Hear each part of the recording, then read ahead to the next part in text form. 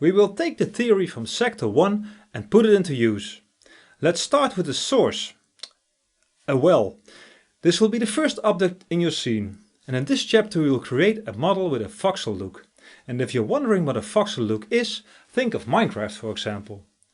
This will not be the final look of the well, you will upgrade your well in the section after this one.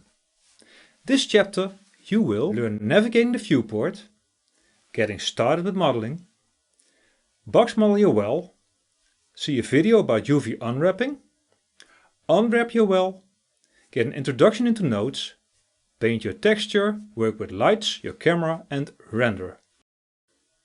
I will go a bit slow in the first section because this is the base for the rest of the course. If there's anything you need to remember, you can type B at any time during the videos and add a bookmark or comment. You can always press Browse Q&A to ask a question, or maybe you see your question already answered there. If not, I'll try to give you an answer as soon as possible. Now let's get started.